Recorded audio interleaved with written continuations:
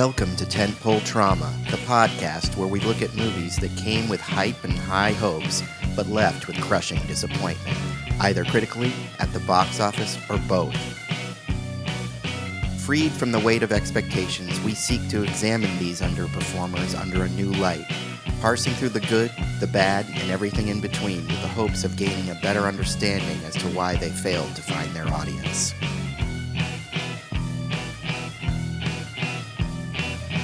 Warning, there will be spoilers, so if you haven't seen the movie that we're discussing today, I suggest you stop the podcast and go watch it. Then when you come back and listen, you'll get more out of the discussion. On this episode, we explore Valerian and the City of 1,000 Planets. Okay, I am Sebastian, and I am here with Chris. Hello, hello. And our special guest for today is Witney Seibold, or Seibold. Am I pronouncing that correctly, Witney? It's Seibold. No one pronounces it correctly, so that's fine. Witney is a podcaster. He has a really fun podcast called My Dinner with Andre, which I've participated with Jennifer. And he also has some other podcasts and stuff. Witney, do you want to sort of pimp your podcasts? It's not just podcasts. It's a whole bloody network. Network. We call ourselves the critically acclaimed network, me and one William Bibiani, and we have film review podcasts and television review podcasts. We're reviewing every episode of Star Trek. We're reviewing every episode of Batman. Wow. Depending on where you subscribe through the critically acclaimed Patreon, you can have access to any or all of these podcasts. You can even have a custom podcast. It's what we're doing with our time these days. We pretty much put out a podcast a day. That's never, incredible. ever stop. So I get to spend today going on yet another podcast, in case you can't get enough of the sound of my voice. So is that where you're going after this podcast, right onto another one? More or less. I have to spend some time actually watching the movies I'm going to review, and then review them on a podcast. But yeah, go over to patreon.com/critically acclaimed network, and you can get all of our stuff there. Well, as I am new to the podcast world, I have to say, my hat's off to you for putting out that much content, because it's kind of hard. It's a harder thing to do than I thought. But yeah, that's pretty incredible that you can do that much podcasting. And we're happy to do it, especially while everybody's indoors locked down. That's just something we can do and to provide. Well, your efforts are Herculean. But if there's nothing else to do, pimp or whatever, shall we get on to the discussion at hand of Valerian and the City of 1,000 Planets? Oh, yeah. Valerian and the City of 1,000 Planets in this economy? Yeah, that is the title, right? I get a little confused sometimes with this movie. It's Valerian in the City of 1,000 Planets, right? That's right. Okay. Witney, I know that you're a big fan of this movie. Chris, I know you're a fan as well, right? Would you say you're a fan of this movie? Yeah, I'm a fan. I enjoy the visuals, and I enjoy it for what it's worth, and for its intentions. I also like it. But what are your thoughts on the director Luc Besson, Witney? I've talked about Luc Besson a lot. I mean, the fact that he's a complete creep is now part of the conversation. Yeah. But for the longest time, critics talked about him as if he were his very own genre, which he is. He doesn't direct every Luc Besson movie. He produces some as well, but every film that he's involved with does have this really kind of broadly melodramatic, wonderful Eurotrash feeling to it. Yeah. There's going to be a scene in every one of his movies where, whether they're made in America or in France, where they end up in Paris, and there's going to be some old guy or some hot live young woman kicking ass for an extended period. Those tend to be sort of the mainstays of the Luc Besson genre, and there's a kind of a weird playfulness. His films don't tend to skew incredibly dark. Like The Professional might be his darkest movie. All of his other ones are a little bit jaunty and flighty and, for lack of a better term, French. Well, I think that he's, I have thoughts about French sci-fi in general, and I think he is a big proponent of that, especially with The Fifth Element. Are you a fan of The Fifth Element? I'm a big fan of The Fifth Element. It's been a while since I've seen it. I remember when it came out in the late 90s, and it sort of made a stir with people my age. I was in college. And it was one of those films that very briefly made its appearance in poster form on dorm room walls. And at the time, it was seen as like kind of mini revolution because we hadn't seen a science fiction film quite that elaborate in a while. Keep in mind, this was in that big gap in between Star Wars movies. So gigantic space epics weren't being put out on the regular yet. This level of special effects was a little bit of an anomaly. So to see something so colorful and strange and exciting and also very funny was really striking. And a lot of people really glommed onto it, including me. I really loved The Fifth Element. I watched it a lot. I'm not sure how it holds up. It's been quite a while since I've seen it. Chris, you are a fan of The Fifth Element, right? Yes, I am. I too was in college, and I was expecting something completely different. You know, all I heard was that it was Luc Besson and Gary Oldman, who's my favorite actor. So when I went in and saw it, you know, I was expecting some kind of hard sci-fi, and I was totally taken aback by the humor and the lightness and, you know, kind of the ham factor of the whole movie. And I've turned around to really enjoying that part of it. And I also remember being blown away by the special effects. And I can report now that they're quite cartoony, even though they are, you know, fun to look at. They don't quite hold up in today's cinematic environment. But I still really enjoy The Fifth Element. Yeah, I'm also a fan of The Fifth Element. I saw it in theaters at the time because I have always been a big sci-fi nerd. And I was really impressed, especially with the sort of cityscapes that he created. That was, you know, right before Lucas came back with the prequels and we saw Coruscant, and then it sort of became a kind of common thing that we would see in science fiction, these elaborate cityscapes. But I was a fan of the movie, and in general, I enjoyed Luc Besson's films. I like The Professional. I like La Femme Nikita. It doesn't surprise me that he's sort of a creeper because I think that that's kind of there in his movies. But, you know, if you can put that aside, there's certainly lots of entertainment value to be had. Now, did you guys see Valerian when it came out in the theaters in 2017? Well, I'm a professional critic, so I got to see a press screening of it. Right. I got to see it on the big screen at the gigantic movie theater in Universal City. And I've found that when you're forced as a member of the press to see a film on like the giganticest screen that the studio can wrangle up, and it's going to be this gigantic spectacle, and they insist on that you drive way out of your way to the special theater to see it, that film will usually bomb. Like they're really, really trying to sell you really hard. And when I went to go see Valerian at the press screening, it was one of those rare occasions where they said, just buy anything you want at the concession stand and we'll cover it. So they were buttering you up literally. Yeah, they pretty much. And, you know, a lot of critics were like, just said, well, heck, give me like 4 boxes of Junior Mints for each pocket. I just had a cup of tea. And I went to go see it with a bunch of other critics. And at the time, all of the critics were reacting in complete awe. So I got to see it with a bunch of people who were incredibly impressed and then who went on to write incredibly bad reviews. The other films I saw there were Warcraft. Ooh. You remember how well that film did. Yes. And what was the other one? It was another big bomb. That movie will be on this podcast, I assure you. I was just going to say, list them all. He'll do them. Yeah, so that kind of treatment, as a critic, you see that sort of treatment and you think to yourself, well, this is going to tank. Well, I mean, that's my cynical reaction to that kind of thing. If the studios are working extra hard to give you like swag, my gut instinct is to start to become a little suspicious of the movie. Yeah. But, as a professional, once the lights start to go down, you just let all of that cynicism melt away and let the film happen. And sure.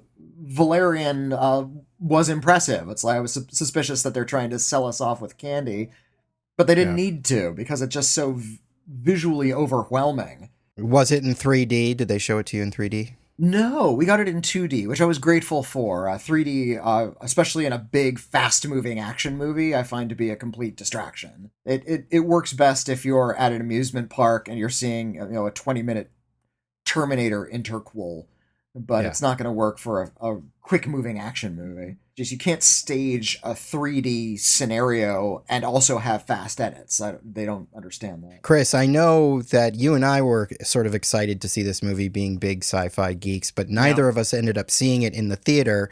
Then you got it on 3D Blu-ray, and we watched it together. Mm-hmm. Do you remember any thoughts about that screening? You, me, and Troy, I believe, watched it together in 3D. Yeah, I think, well, it's hard to not have a good time with, a bunch of buddies watching a great, huge sci-fi spectacle at home. So it was a lot of fun. I almost forgot that I didn't see it in the theater because I remember discussing it with coworkers at the time. I had a coworker, Chris Poole, who went down, I think, to the 4D cinema to see it in one of those chairs that shakes you. And his review coming back, I don't know if it was because of the 4D thing, but it was all too much. And I think he said skip it. So we eventually just, waited until the right time to see it at home. But I regret, I wish I had seen it in 3D in the theater, because I feel like that is the way to enjoy this type of huge spectacle for me, is just, eyes wide open and just give me it all. Give me how it was totally intended. Give me the huge theater experience.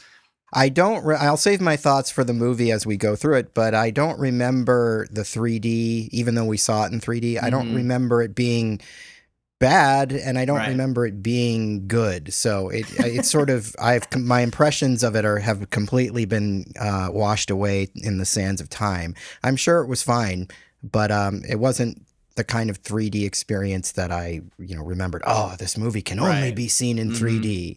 As impressive visually as it is, I don't think it really needed the 3D. So we starting off Valerian in the City of a Thousand Planets. I think the first thing that has to be brought up is that this is based on a French comic book, Valerian and Laureline. And it's a little bit of a bummer that Laureline gets her name left out of the marketing. Especially considering she's the major character. I think she even has more screen time than Valerian, if you really count it out. Yeah, and the movie is better for it, I think. Yeah, Cara Delevigne is great. I guess the studio thought the selling point was like the dude in the city, but not the fact that they have Cara Delevigne, this charismatic, gorgeous model, leading their movie. Yeah, it's sort of, I think, sets a bit of a bad tone, especially when you know that the comic was called that, and you're coming in and you're like, why isn't she getting her name on the marquee? But what I do like is the initial prologue we get, where we're sort of seeing the setup to the City of a Thousand Planets, starting, in our time and jumping ahead, and ends up being thousands of years. It's all set to a very obvious music cue, which is David Bowie's Space Oddity. Space Oddity, of course. He's got a few space songs in my defense. But Space Oddity. Whitney, what is your feelings on this sequence? I think it's the way to open a movie. I was thinking of stuff like like Scream, just the opening punch before the title is one of the more impressive and ingenious ways to introduce you into the world of the movie you're about to see. I agree. It's a way to give us this truncated version of the timeline in a wonderfully visually dynamic way. It's edited beautifully. The whole sequence goes, we listen to Space Odyssey, and what we see on the Oddity, and what we see on the screen is the space station being built in the 1970s, and we kind of we skirt up to the future a little bit, and we get to see that the International Space Station has this conglomerate of international astronauts, and new countries come on and they shake hands as they enter the space station.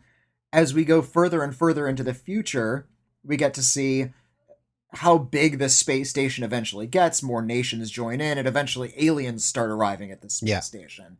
And the aliens add on to the space station. And in addition to each alien species coming on the space station and shaking hands with the American diplomat, or just the human diplomat, We also get to see the diplomats aging as the time is passing. So there's a young diplomat in the next clip, they're old, and the next one is clearly their progeny is now welcoming the new people on. So we get to see this really beautiful, poetic, incredibly just cinematically communicative kind of way, the passage of time. It's great. Yeah. Simply great. Yeah, on this podcast, we've discussed a lot of movies whose intros do not work. And it's really interesting to see how, so many things get botched. This is the way to do it. I think the song is pitch perfect. The way they switch from, like a sort of 4:3 archival image, and then the scope opens up, and then even the 5.1, the song expands, like everything kind of works to give you that ooh ah feeling. And I really love the hopeful nature of what they're saying about, this alpha or whatever the space station is, that how we can all just come together in space and befriend each other and build one giant city together. And, there can be peace and harmony between races and alien races. And I really love that concept, and just how it finally, when they have to push it away from the Earth and it just gets sent off to become its own thing. I think it's a wonderful concept that probably isn't explored enough in the movie, but it's a wonderful intro. Yeah, I agree. I think it's one of the most elegant setups for a sci-fi epic that I can think of. I would argue more elegant than The Crawl and Star Wars and whatever other type of sci-fi movie you want to throw out. It really sets the tone well for the movie, and I feel that this initial chunk of the movie is very strong, and it really gets you primed for an awesome movie. Yeah. I don't always think that the movie lives up to this expectation, but we will. Is there anything else to say about this? Rutger Hauer, I mean, that's like his one moment. Oh, right. Rutger Hauer in one of his last roles. Yeah, it is the president of the galaxy, or whoever he is, who will later be replaced by Herbie Hancock. Right. Chris, you used the word hopeful, and I think one of the reasons I'm drawn to this movie is I'm a big Trekkie. I've been watching Star Trek my whole life, and there is this kind of air of diplomacy and peace that runs through Star Trek that I've always really admired, and that's something that about Valerian. These aliens come on board, and there's not war. Yeah. And in fact, the whole theme of the movie will be diplomacy is better than war, and when you engage in war, that's the ultimate black stain you can have on your soul. But we'll get to that when we get to the story, because that doesn't really reveal itself to the end. Anyway, so our next segment, we jump 4,000 years later, and we are on the planet Mule. Mule, I believe, is the name of the planet. MUL, right? Or how it's pronounced. Yeah, with an umlaut. They say mule, but also mole throughout the movie, so it's a little unclear. Another thing that's a little unclear, and perhaps Witney or Chris, you can clarify this. The aliens that live on this planet are known as pearls? Is that? They're called the Pearls of Mule. The Pearls of Mule. Okay. Yeah, I had I struggled with that in my notes. I just called them the Mule, but the pearls, they're referred to as the pearls later. Yeah, the people are called the Pearls of Mule, and the creatures are called mule converters. So it's and these sound like objects, not people, so it's a little confusing, perhaps, your first time through. They're just the white Na'vi to me. Yes. I'll take the beach Na'vi over the forest Na'vi any day. Oh yeah. I couldn't agree more. I had the exact same thought. You very much get a sense of this is a sort of a take on the Avatar Na'vi, but I really prefer these aliens. They remind me of the French animated films Fantastic Planet. Yes. Although those were blue, weren't they? They're blue. They're different. It's not exactly the same, but I know what you're talking about. They invoke that Yes. for me, and that's an animated film I really like. I feel that this segment of the movie has that kind of 70s sci-fi craziness to it. Not in the dystopian sense, but in the sort of imaginative sense. It also evokes Mobius and other French comic artists. Did Mobius do the original comic? No, Valerian, I think, predates Mobius' career. Okay. Let me look up the actual dates. It ran for decades. Ran from like the 60s all the way until like 2010 or something. Yeah. It's for sure in the same wheelhouse. I mean, whoever influenced him influenced that. I mean, it's definitely on that Yeah, tip. it definitely evokes the Mobius, metal hurlant, aka heavy metal look, which is something I love. I absolutely love that whole vibe. I wish more movies took this. We recently talked about John Carter, and I was constantly saying throughout that podcast that I wished it had just been more imaginative. And I feel like if of all the things you can levy at this movie, you cannot accuse it of being unimaginative. I love the planet. I love the seashell motif, which ties in very elegantly to the pearl elements. Honestly, I could watch a whole movie of this segment. Like I could spend the whole movie when we talk about people wanting to live in Pandora, yeah. I want to live on Mule. I'd much rather live on Mule. Yeah, you can really see the influence of just, Avatar. And I think I read an article about how Luc Besson went to James Cameron after Avatar and was basically just like, how did you do this? Because he wanted to make Valerian. And you can totally see how the motion capture and the special effects totally translated to this idea. And he's standing on his shoulders and made it happen. And in some ways more successfully than Cameron, I mean, this is like, a world that you want to visit and is even more, serene and beautiful than Pandora. Something else I appreciate, you look at the Na'vi, and other critics have pointed this out, that they're a little too perfectly designed. Like they look like Disney cats with the big eyes and their cat noses, but there's something weirdly dull about the Na'vi. Yeah. Because of that design, they don't seem like something really weird or unusual or alien. They just sort of seem like typical fantasy creatures. You might see them in next to a unicorn on a blacklight poster. What I appreciate about the Pearls of Mule is that they do have this sort of androgynous sensuality to them, and a sort of comforting bliss. I get more about the species and the way they communicate in this little opening segment than I do from watching all of Avatar, where there's still some vague things about how their ponytails are also their genitals and they plug them into trees. It's like, what is happening here? That's a little... clearly somebody's not thinking something out. That's pretty straightforward, I think. Oh, well, all right, fine. You explained it perfectly. That's exactly what happens. One thing I'm not 100% clear on is the converter creature and what is really going on there. How is this? Yeah, do you feed him a pearl and then he shits more pearls? That is what happens? That's their magic. Okay. They crap out more matter than they eat. They somehow are able to create matter in their body. So they eat something and they just sort of replicate it in their body, and then they poop it out through their back. But what does that do to facilitate life on this planet? Why is this so crucial to this species? Well, they learn that they sort of harvest the pearls out of the ocean, and they're like batteries. They're full of energy. Right. And part of their daily ritual is they harvest these pearls, they absorb the energy from the pearls, which I assume keeps them young and vibrant and healthy. Yeah. And then they end up giving some of the pearls back by dropping it in that little volcano thing. It all makes perfect sense to me. I've seen this movie a few times and I struggle. I like it all. I like to watch it. I think it's really pleasant to watch in a sort of weird screensavery sort of way. Yeah. But I don't understand. I just don't get what's going on. But now I have a better understanding of it.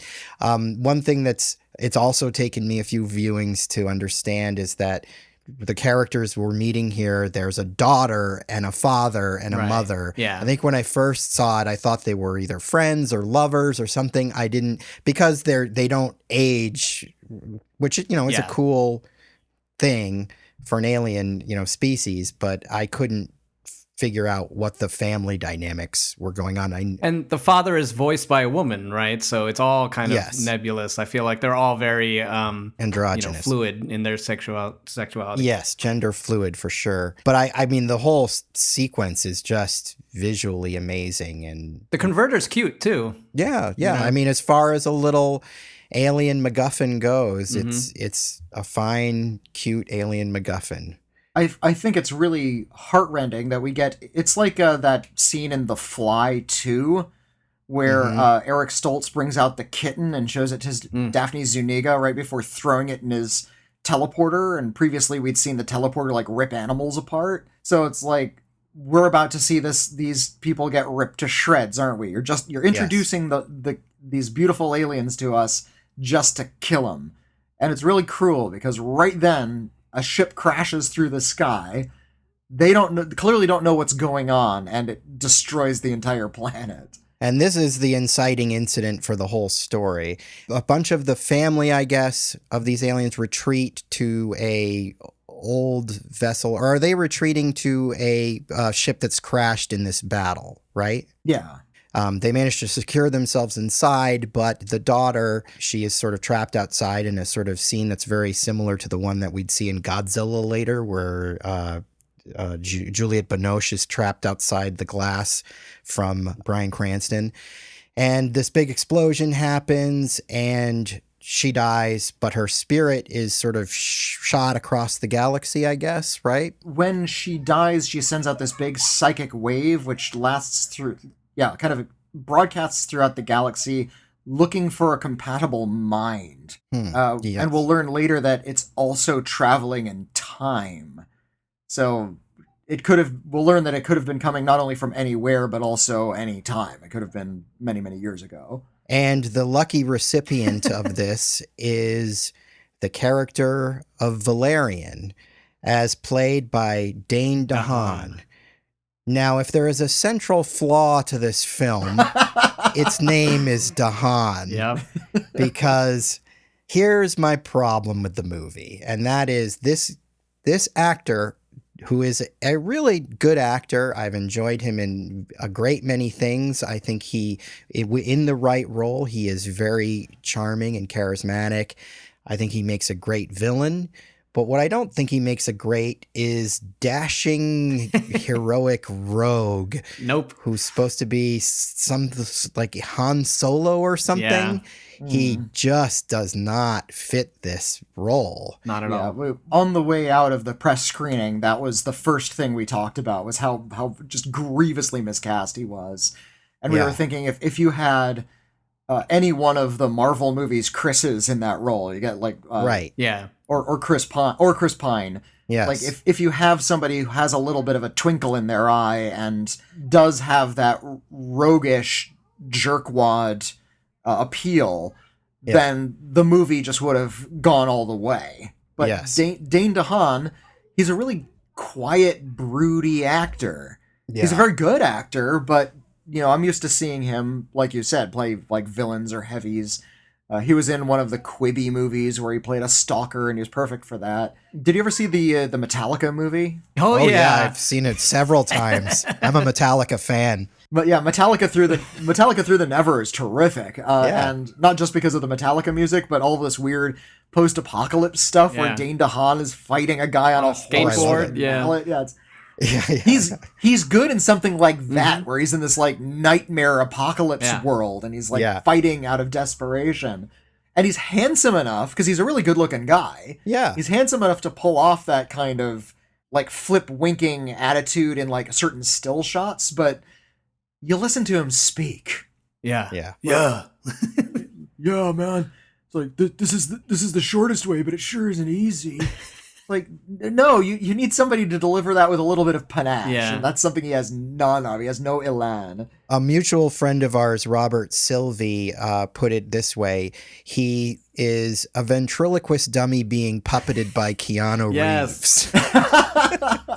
Pretty much, yeah. It's interesting because, he does sound like Keanu, and it's another one of those central mysteries in life is, how does Keanu get away with it? Because, like somehow he can do all that and still sound like what Dane DeHaan's doing. Anyway. I have an answer for that. Okay. I think Keanu has an inherent goodness that is so strong and true. Yeah. And it's true to who he is, that he wins you over because you somehow know on an instinctual level that Keanu's a good guy. I think you're right. That's how I think it works. Yeah. Dracula is being the only one where he can't overcome. I've even come to forgive him in that. I've gotten over it in Dracula. Okay. I will never get over Dracula. Yeah, sorry.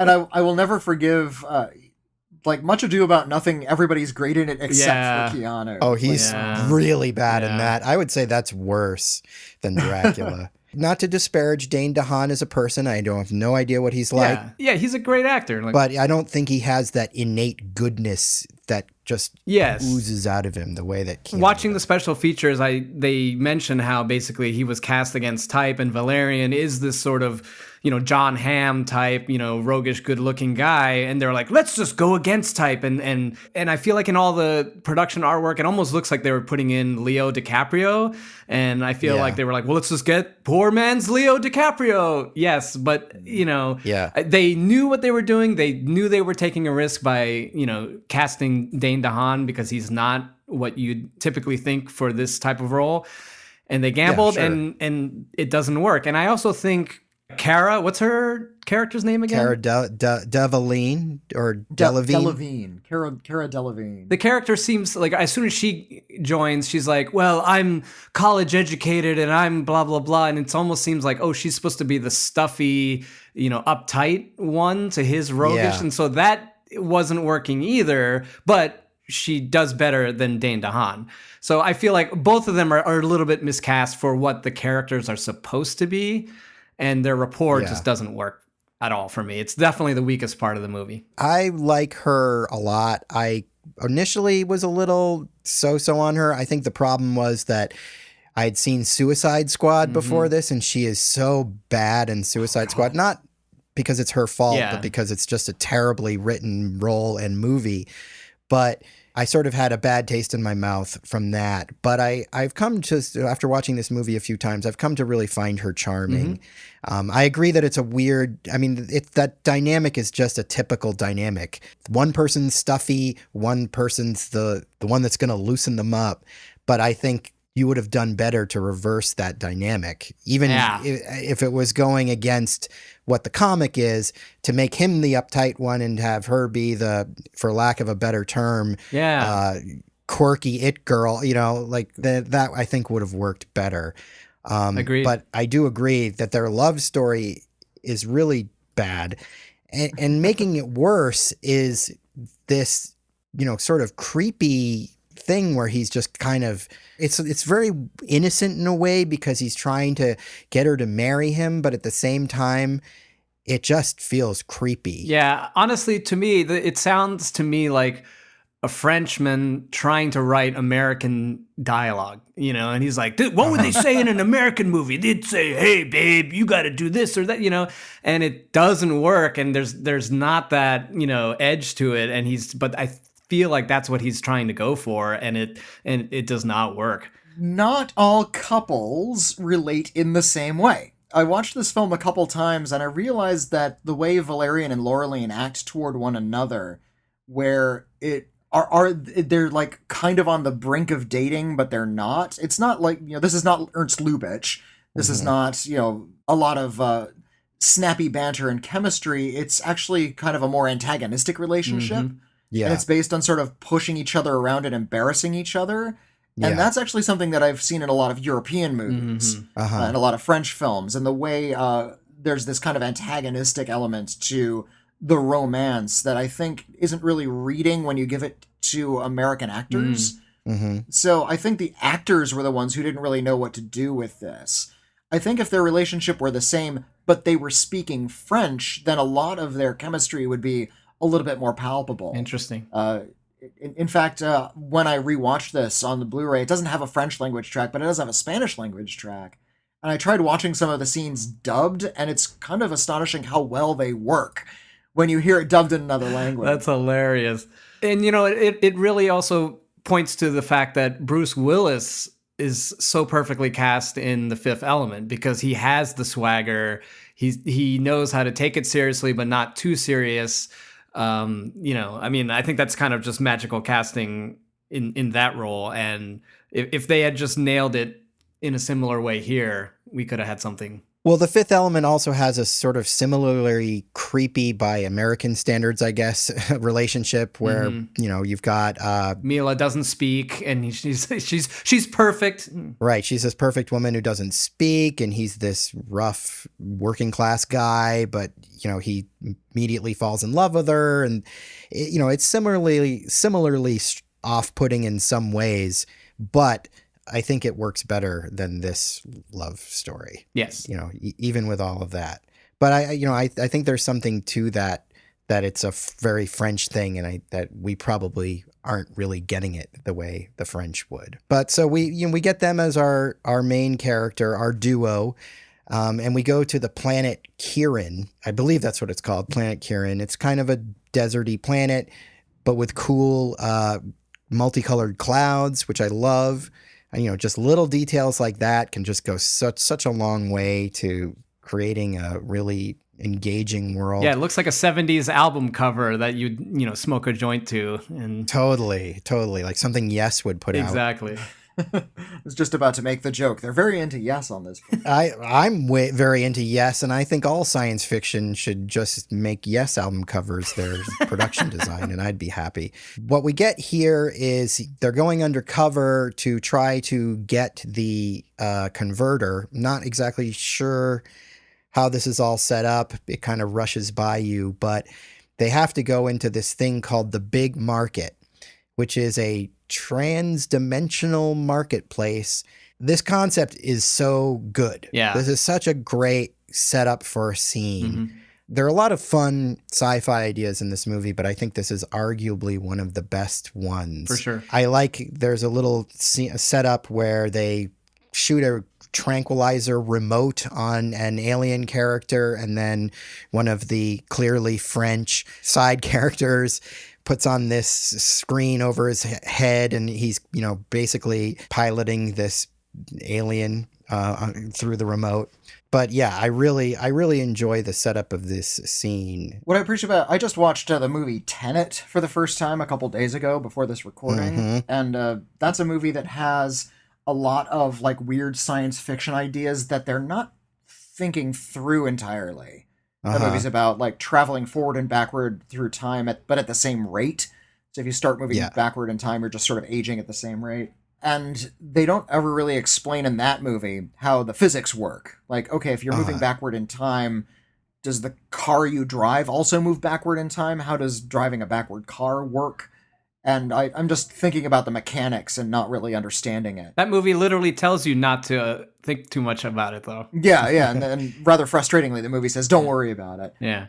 The big market sequence in Valerian takes place in 2 dimensions simultaneously, and Valerian has to have one of his hands in one dimension while the rest of his body is in another, so he's actually in 2 locations at the same time. And the way they use visuals alone to communicate where you are, where the characters are in relation to one another, and what they're doing is so bloody effective that they don't have to use any exposition to explain how this works. We get a little exposition from that guy in the wild turban, the host character, who's taking all of the human tourists into Big Market about how it's in another dimension, and you have to wear these special goggles to see the other dimension. But it's not like the characters gathering around a table to say, this is how this works, and it's in another dimension, and you have to wear these, and this, like, they don't need to explain it all. Yeah. They just show it. Yeah, it's an easy concept. It's almost balletic in how easy it is to communicate all of this stuff. Yeah, I agree. It's very elegantly done and in completely visually a show don't tell sort of way. I do get a little bit confused as to what exactly is going on. We have a dealer who is played, I think, by John Goodman, or somebody who sounds very much like John Goodman. And he's got the converter for some reason, but he's trying to sell it, or the pearls of Mule are trying to buy it. Valerian comes in another dimension to basically steal it. Now, he's doing this because he's been assigned to do this by the Federation, correct? Yeah. Is that why he's doing by this? the government? It'll eventually come down that he was given orders specifically by the Clive Owen character. But yeah, that was his mission, was to retrieve this converter, and they don't know what it is, but that's their mission. One thing about this movie that I think where the visuals work against it is the visuals are so spectacular and they grab you in and demand your attention so much that I think following the mechanics of the plot is more challenging than it should be. Considering the plot is not difficult to follow in a big picture sense, you get it. But in the little details, why people are going from scene to scene, I struggle with. Yeah. And I think a lot of that has to do with the fact that the visuals are so overwhelming. I also think that the structure of the plot is not laid out particularly well. By the time we find out who the villain is, you know immediately who you don't have any suspense whatsoever who the bad guy is. The most, and a lot of that is casting, but it's just the plot I don't think unfolds in a way that is particularly compelling, and I feel that the joy of this movie is to just be sort of swept up with it. Yes. Well, but I think that's wise. I think if they had too complicated a story, then maybe people might have been a little too distracted by how complex it was, to use the Christopher Nolan. No, but I think you're saying it is complex. Like, it is. Yeah, I'm not asking for it to be more complex. I just think there's something about it, the way it's laid out, that is hard to follow. It's hard for me to put it into words, but I think it's just because... I think that's why Avatar is such a simple story, and why a lot of people have problems with it, because it's just Dances with Wolves, but in a wise way, Cameron was like, I'm going to throw so much crazy visual information at you that let me just keep the story rock solid and easy to follow. Whereas I feel like Valerian is trying to do this sort of multi-layered plot mechanic story, and it's an espionage plot. Yeah, basically. That's true. And it's just not that compelling, like you said. And it's like, while you're following the movie visually, you're not picking up on all the story points that I think you're saying that they're intending you to. But it doesn't really break the movie for me. I still have a good time watching it, but you're right. By the end, I'm like, I guess there was a conspiracy. I didn't really follow that, but, it didn't really pay off. But I mean, what I do like, and what I think the movie does well, is the visual sort of gags that trigger the action sequences. I like when Valerian's on the run with the converter in the box. There's this sort of fun sequence where he runs into this little kid creature. Yeah. And there are these magnetized balls. I mean, I don't even really understand fully what's going on. He runs into a Teletubby. It's like, it looks like a Teletubby almost. Well, so at that part of the movie, he's already secure. He's stolen the converter from the John Goodman character, and he has the converter in his hand. He can't pull it into his dimension yet because he needs Cara Delevigne to pull him out.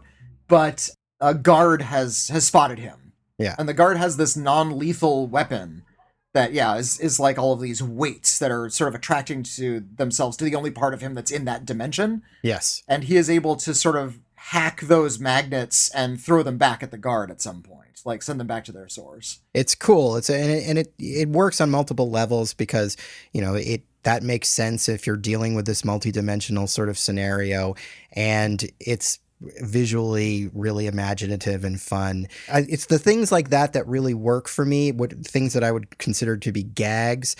The action scenes themselves, I think, suffer a little bit from being done so clearly all on green screen. Yeah. This is a very green screen movie. I think it's better than a lot of fully green screen movies. When I watched the special features, I was kind of shocked as to just how much was green screen. I mean, even when they're on the beach, it's just there's some sand on the ground and everything else is a green screen. But I think sometimes following this sequence, once Valerian is pulled back into the prime dimension or whatever, there's this chase with this creature, this alien sort of beast is chasing them. They get into this school bus transport that has... Yeah, I love that thing. That's very cool. I love that sort of, visual gag of having it be a school bus. And there's a chase that ensues, and then at one point, Valerian and Laureline have to jump from the school bus to their drop ship that's come to pick them up. And meanwhile, this monster is sort of tearing through the school bus, and then it, leaps after them. And all of this is very, fun and enjoyable, but it suffers from that, in my opinion, green screen element where I don't really feel like anything is happening. I feel like they're just jumping from one little platform to another, and, there's nothing terribly tangible about it. I think that's just a problem with a lot of modern genre blockbuster filmmaking. Like it started with The Phantom Menace, which was like half on green screens, and then when Star Wars went full bore digital, that was kind of the only way to make a certain kind of fantasy movie. Yeah. And a lot of the bigger movies are made in that way. So I think he was just following the visual trends, trying to create this artificial world where everything took place. And the result of that is there is no gravity because nothing is real. But if you're going to do that, at least make what I'm looking at interesting. And I think Valerian does that. I think it does. Definitely. The beast is interesting looking. That school bus transport is really cool looking. The clearly French warrior soldiers, who whatever they are dressed in an interesting way. There's a lot of things being communicated through little bits of design that I feel like other blockbusters don't necessarily do. Or they do it so efficiently that it becomes a little bit generic. There's nothing generic about Valerian. It actually is very unique. Yeah. Well, I think it's a trait of French and European sci-fi, and this is one of the things I love about them. But American sci-fi, and Christopher Nolan, even though he's British, is a perfect example of this, where they really try to think of logical reasons for having these things. Like, why do we have this device or whatever? What is the logical reason? But the French like to be like, what if we could have cigarettes that were like mechanical or glow in the dark, whatever? An example that I always use is in Alien Resurrection, which is directed by Jean-Pierre Jeunet of Delicatessen and City of Lost Children fame.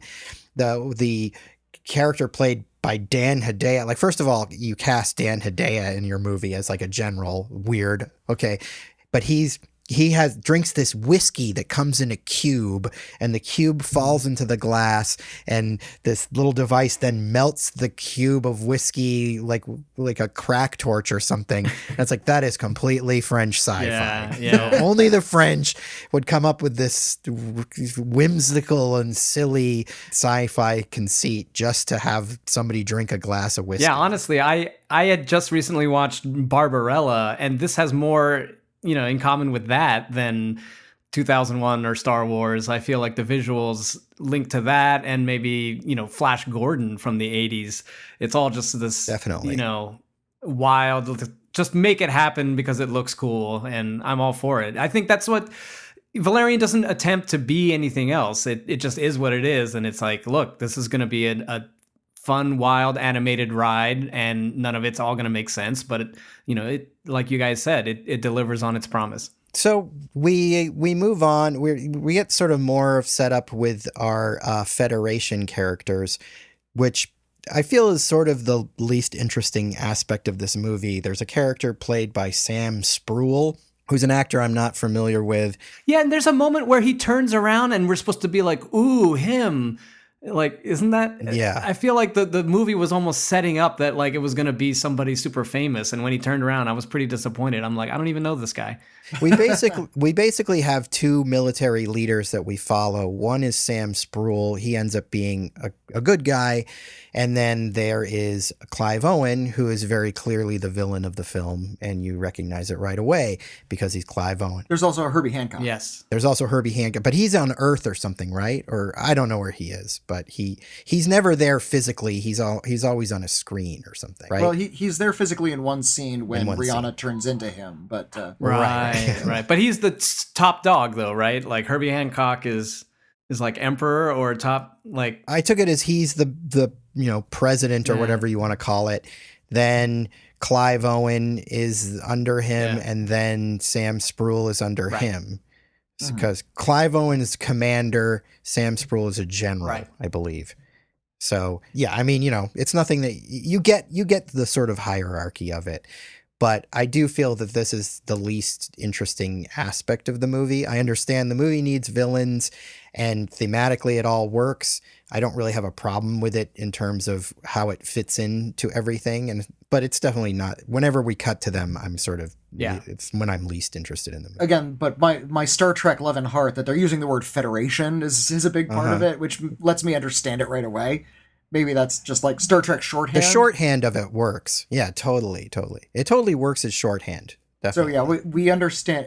I've seen a lot of science fiction movies and played science fiction video games where there's various species where they all have like their own unique aesthetic, and Earth always tends to be A, dressed in blue, and B, like their one power is either diplomacy or being really militant. And so this is just, all of the humans we see in this movie work for this military organization, and they're going to have a very militant mindset.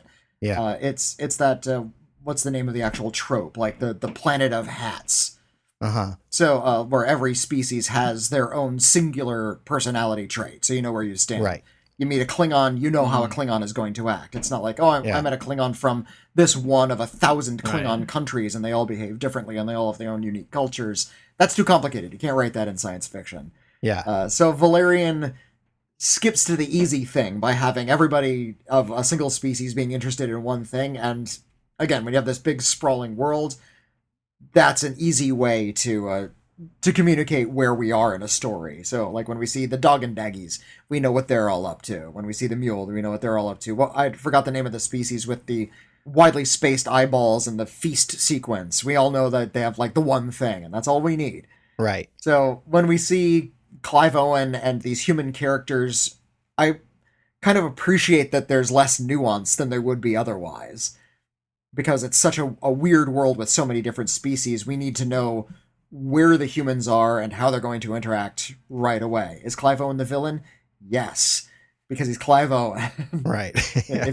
If J.T. Walsh were alive, they would have cast him. It's, that doesn't bother me at all. That simplicity doesn't bother me. No, it doesn't bother me at all. And I think that your point is well made, that by reducing these things to very simple sort of archetypes or whatever, we understand them. My problem is that the film tries to play it like it's a mystery. Like, I just don't bother me with this, just get right to it. Like, there's no suspense in learning that Clive Owen is behind this thing the whole time, because we immediately assume that. So, it's just that the way it's laid out, I feel like they tried to structure it as if it's like, ooh, we're uncovering the mystery of this. I mean, the characters are sort of figuring it out, but I feel like even right away, we get a sort of exchange between Valerian is almost immediately suspicious of Clive Owen's motivations and stuff. He's immediately sort of questioning it. When the mule finally break in, we get our setup of of Alpha, the city of 1,000 planets. And again, like the intro, I feel like this is pretty well done. Valerian and Laureline have a spaceship that I believe is called Alex. Or the computer is called. Right, they're constantly talking to her. Yeah, Alex, it sort of does a expository rundown of the city. I love the part where they actually asked, he's like, would you want to know more? And it's basically like, can the audience handle a little bit more exposition? He's like, no. And he's like, that's it. So we see these things. They basically do just enough to set up parts of the Alpha station that we're going to come in contact with. It's pretty elegantly done. Then so we get this scene where the Federation are having some sort of meeting or whatever, and the mule pearls attack, and they attack with these weapons that, again, tying into this theme of where these non-lethal types of weaponry. They sort of shoot everybody with this ejaculatory goo, this blue ejaculate. And so I believe Valerian is encased in goo, and this little thing comes out of his breather that digs him out of the goo, which I felt was a very like Batman shark repellent like thing. Like a lot of times characters in this movie have gadgets that are the just the right gadget to get them out of the thing that they're in. Like, wow, that's convenient that your breather had this gadget built into it. I don't have a problem with that. It's fun, but it is definitely a bat shark repellent moment. But yeah, the pearls attack non-lethally.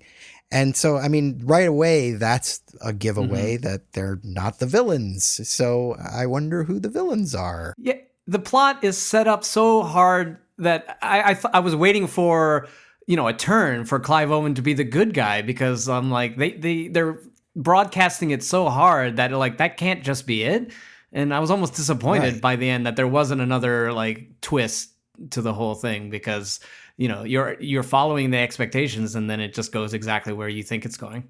Yeah. Also in this sequence, we're introduced to the Dog-and-Daggies, who are sort of a comedic trio who are purveyors of information.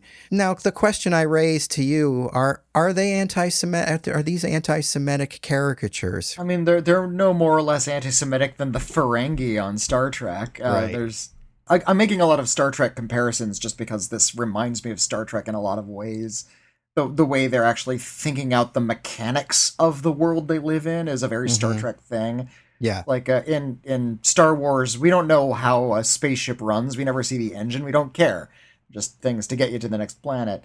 The Dog-and-Daggies are fast-talking merchants, and I think that plays just fine. One of them is with played big by, noses. Hey, the French have big noses too. French have big noses. They have aardvark mouth. They don't have big noses. They have like elephant mouth snout thing, and also little bat wings. They're kind of an unusual, fun design. I think I like the voices they chose for them. That they all have kind of similar voices, but they're played by different actors. One of them is played by one of the booking agents at the American Cinematheque here in LA. Oh, really? Yeah, Grant Moninger plays one of them. Grant? I know him. Wow, I didn't realize he was one of them. Yeah, he plays one of the Dog-and-Daggies because he's also a voice actor. I did not know that. So yeah, I liked the characters. I appreciate the design and where they come in, because they're offering something that this film is in no short supply of, and that's a little bit of visual variety. We're not just sort of wandering around these hallways having these boring meetings with the humans. It's just another reminder that Alpha is this very diverse, weird place where you're going to run into anybody. Yeah. The timing is a little odd. They say, oh, look, there's Dog-and-Daggies. They're going to give me exactly what I need. They just happen to be 6 feet away right when I need them. That happens a few times in this movie. It happens later in the movie, too, that something is conveniently located right next to something else, and it doesn't really make sense that these two things would be located next to each other. Yeah, and these three goofballs can just stroll into a secure area or what. They're just wherever they need to be. It's not like they have magical powers. Do they have clearance exactly. for this? Like, if anything, they should have had some kind of like, teleportation thing where they just know and they can just hop in and out. But it's interesting to where, you're saying, oh, is this, almost racist? I feel like a lot of times people think they can get away with racist trope or, stereotypes if it's an alien, like, Jar Jar, people had issues with. And so you definitely have to be... The Nemoidians. Yes, you have to be careful with that. Watto. Yeah, exactly. Like, Watto is sort of a proto-dog. Yeah, exactly. But, like, I can forgive it, but I understand where people might have issues. And the Dog-and-Daggies could have gone so much more horribly wrong, like, that I think that he gets away with it. Because when I first saw them, I was like, oh no, here comes the annoying comic relief. This is going to be a slog. This is going to be horrible. They were fine. Yeah, they don't ever rise to Jar Jar or Watto level in any way. I'm just bringing up it as a point of conversation. Yeah. It doesn't offend me at all. I've noticed, though, that, and this is a big part of James Cameron movies like Avatar, we can make that comparison. Yeah. A lot of these, like, racist stereotypes, and especially, like, colonialist thriller elements are still alive today in science fiction. Yeah. I saw a film called Trader Horn from the 1930s recently, and it's really similar to Aliens in that it's about these colonialist military thinkers who are just sort of charging into a place and killing the monsters that live there. In a previous generation, those characters would just be native people, and they would be treated like this like invading army or some sort of antagonistic force, and we've tried to take the curse off of this boring old trope, this racist trope, by replacing a race of people with like space aliens, but the trope is still kind of hanging in the air there, and we're actually taking a lot of these old colonialist messages from these science fiction stories. What I appreciate about Valerian is I think it's trying to invert that. It's almost an anti-Avatar because it is an anti-colonialist movie. It's about how the warmongers and the colonialists are the ones who are in the wrong. Well, Avatar's the same. Avatar is definitely on the side of the Na'vi. I mean, I suppose, but that's a little bit more like white man goes native. So that's, right. I when it came out, people compared it to Dances with Wolves. But I wouldn't say it's 100%. Yeah, it's not quite the same, but it's still like this trope that's hanging in the air over something like Avatar. Valerian is deliberately trying to be anti-colonialist, right? Which I appreciate. It's not doing the noble savage trope the way Avatar is. It's coming at it from a completely different angle. Right. Anyway, so after this, we get this chase through these different sectors, which are in essentially their own worlds. It's a fun sequence. I remember it was really highlighted in the trailers where we have Valerian in a cool spacesuit. At this point, Valerian and Laureline are wearing these sort of silvery brushed metal looking spacesuits, which I really like. It's a pretty fun sequence where Laureline is sort of trying to direct Valerian. He's basically busting through walls and stuff. Yeah. Imagine how much fun it would have been if I liked the character Valerian. Yeah. I feel like they should have done more with that sort of platform gun, like that. He just busts that out, where he can actually like create a little platform that he hops on. Yes. And I feel like it's just in this one sequence. And I was like ready for that. Oh, this is going to be his thing the entire movie. He's going to platform up. Maybe it was too much video game to do, but that definitely seems like, we're going to make the Avatar, this is in the wake of Avatar. Here's going to be the big 3D scene where you follow him through all these worlds and it's going to be mind blowing. And it's a good scene, but again, it's like in that animated way. And I almost wanted to like pause every little scene that happened because I want to spend a little bit more time in all those worlds. Like he goes, bam, I'm into this thing. And then next thing you know, it's another thing. And it's a lot of fun, but could have been even more. I think that if you're going to be a person who enjoys this kind of movie in this day and age, we might have to let go of the too much like a video game thing. Yeah. Just because... I mean, I feel it and I agree with it, but I think that's just the way these things are designed now. Right. And in many cases, they are designed by people who have worked on video games. That's not a good or bad thing. It's just the reality of these. I mean, platforming is literally like a genre of video games. So I was like, I don't know how exciting that would have been to watch over and over again. Right. I think the trick is to walk the line where you're not doing too much of that stuff where it becomes just completely, that's all you can think of as a video game. Right. I think this walks the line pretty well, especially at the point where he busts, she gives him the wrong number because it's upside down in her little holographic readout, and he ends up blasting out into space. One thing I really sort of like about this sequence is she's like, oh my God, I'm so sorry. I gave you the wrong number. He's like, no, it's okay. We all make mistakes. As he's like plummeting through space. I'm like, oh, his reaction to that was very, was very nice. He didn't get too mad at her about it. This was the sequence when I was in the theater. I kind of reached over and grabbed my companion's arm and just squeezed it really hard just because it was, I mean, I hate to fall back on like crit words, but it was dazzling. The phrase you'll hear in reviews all the time is visually stunning. Yes. I hate that phrase. I try not to use it, but this was one of those few times where I actually was kind of stunned by the visuals. It was clear enough. I could tell what was going on in each individual shot. That it didn't sort of tip into chaos the way so many blockbusters do now. Yeah. I could say that about the whole movie in general, actually, is something about the editing, and I'll get back to that. But yeah, just sort of him running through all these different environments. In one, he's just in a tube, and one he's underwater, and one he's going through these like glowing toadstool things. And it just happens so quickly. Each one is unique. And even in those little brief moments, you get a good sense as to the nature of the environment. And like what it might be doing there on Alpha, what kind of species might be living in there. It is just this sort of little mini travelogue that adds so much to the texture of the world while being an action sequence to boot. So I love that sequence. I love the big market sequence. Those are my two favorite bits in the movie, actually. I think the way it sort of it avoids that trap of becoming just, visual goo is because it's always sort of focused on Valerian. He's sort of always, if he's not center screen like a first person video game, he's always in the frame. You're always kind of paying attention to him and where he is in relation to all of these environments he's going through. And I think that's why it works so well.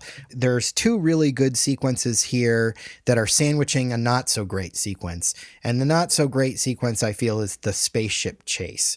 Because at this point, Alex, if we want to call the spaceship Alex, we're in Alex and we're chasing after the mule ship where they have Clive Owen. And at this point, I do think it just looks like straight up video game. It doesn't. Well, there's one idea where the ship actually separates into small, 1,000 smaller ships that look the same. I thought that idea kind of almost saved that entire sequence because I thought that was really cool. Right. Once he gets on the Skyjet, then it's fun again. You know what I mean? It's just this sort of middle segment where I'm kind of just I'm not really paying attention. And unfortunately, I don't really think the design of the Alex ship is particularly memorable. It just kind of looks like a flying saucer with some added elements. I feel that way about the Millennium Falcon. It's just a flying saucer. The Millennium Falcon has got, but the Millennium Falcon has it's just a flying saucer. Got personality up the wazoo. Come on. Right, but that's personality because of who flies it, not because of the ship. Sure, but I mean, it also has this, non-symmetrical element to it, whereas this ship is just symmetrical. And, I think that it makes it hard I can't even really picture this ship in my mind when I think about this movie. No, okay. But I do like the sky jets. I think they're fun. And once that happens, I'm back in it at that point. Okay. All right. I don't mean to give you crap for your love of. No. Give me all the crap you want. This is podcasting. We're not all here to agree. That'd be boring. Hey, look, you can get personal if you want. You have awful taste in clothes. This is true. I have awful taste. When you hit high notes, your voice is reedy. And I don't really feel that way. I'm just being a jerk now. No, look, my taste is the very existence of this podcast calls into question my taste with every episode. I'd like to comment very briefly on just the editing of Valerian, and I think that's a big reason why I think so much of it works so well for me. Is it actually bothers to look at stuff. Mm-hmm. You're talking about how this chase sequence was really fast and video gamey, but what it has that a lot of films don't is clarity. Mm-hmm. And I really value visual clarity, like a sense of actual spatial continuity within a scene, basic filmmaking stuff. Yeah, anti-Michael Bay for sure. Yeah, exactly. The opposite of Michael Bay. I feel like so many effects-based blockbusters rely a little bit too heavily on how to look really cool and how cool the characters are when they're presented with something that's really awe-striking. So when a character, and the example I thought of right after I saw this movie was there in the movie Guardians of the Galaxy. Mm-hmm. There's a bit where the main character has this facial plate that just sort of appears over his face. Yeah. And it just sort of blinks into existence. It draws really quickly. And of course, for him, this is just a commonplace item. He uses it every day. It's a piece of clothing. He wouldn't think that was really cool looking. Mm-hmm. But in the audience, that's cool for us. We've never seen anything like that. And the filmmakers seem to have forgotten that element. That this is something that we want to look at for at least a moment before we skip on to the next thing. And I feel like Valerian gives us those moments. It gives us maybe a split second longer to look at this dazzling world that we've been put in. Yeah. For Valerian, a lot of this stuff is really commonplace, but also a lot of this stuff is really weird for him. He goes into Alpha, and it's such a large place that he gets to stop and look and feel a little bit of excitement being there. And as such, the audience gets to feel excited about being there. There is the bit where he pushes a button on his neck and the helmet appears over his head, and the camera stays on him while it sort of like goes up the back of his head. He turns around and we see it close around his head. Right. And we get a good sense of the mechanic of that thing and how cool it looks and how a big change has happened to his suit. He's going to do something really exciting now. Yeah. It doesn't just appear. It's really interesting that you say that, because I've read about how editors have to compensate for something in 3D. That they have to linger on shots longer, because not in addition to orienting yourself, you have to orient yourself in 3D space, and so that editing in 3D movies has to be totally rethought, and shots have to linger because you have to give the audience a little bit more leeway.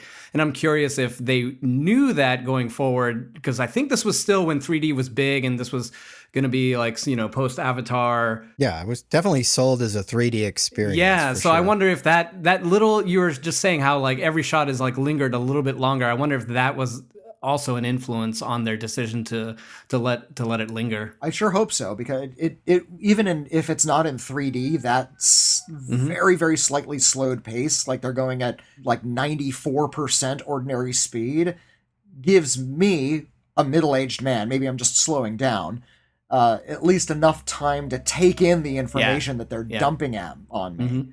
Like, I watched like a big old fight scene at the end of a Captain America movie, and stuff is happening so quickly I can't get excited. Yeah. Like, okay, I'll just wait here until the fight's over and see who won.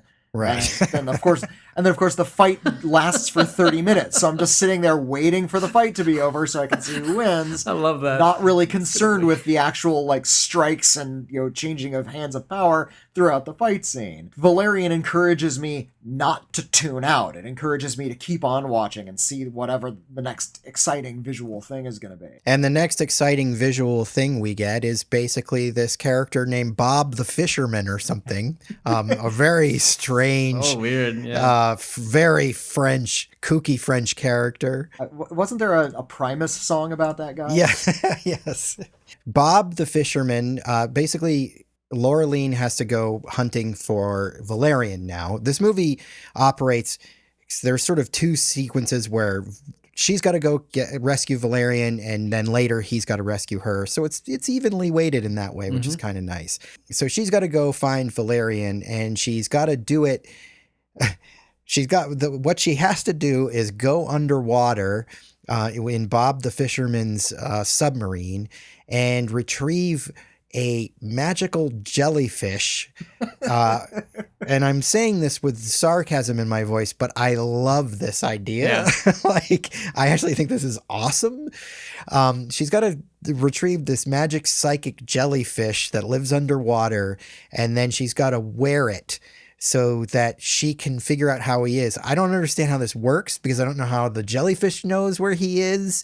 The jellyfish seems to just have access to her brain, because we've got a lot of visuals. I mean, first of all, there's all this sort of underwater sort of chasey stuff with big underwater sea creatures, which is reminiscent of Phantom Menace, but I think done better. I mean, it's been a long time since Phantom Menace at this point, so it's not a fair comparison.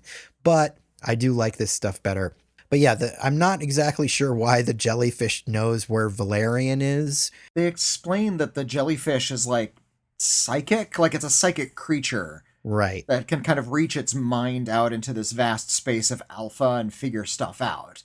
Right. And so she has to, in order to bond with this jellyfish, and this might be something that turns off American audiences because this is such a weird idea, she has to stick her head up its ass. Yes. Yeah. Like, she says, I have to put my head in its mouth, and the dog and Daggy say, no, it's not its mouth. Ha ha ha. Yeah. So she has to stick her head up a psychic jellyfish butt to get a psychic idea as to where Valerian might be, because Alpha is so vast, and she figures it out. Sorry, I remember they were talking about how the jellyfish feeds on like her memories, so I got the sense that it's basically, it can just feel and get everybody's memories in Alpha, and that, if she thought of Valerian, it could pinpoint Valerian's memories, and so basically she sees what he saw at the last minute when he crashed, right? Yeah, see, Does that make sense? Look, don't get me wrong. Am I overthinking this thing? She's just putting her head up. I do think we're overthinking it a little bit,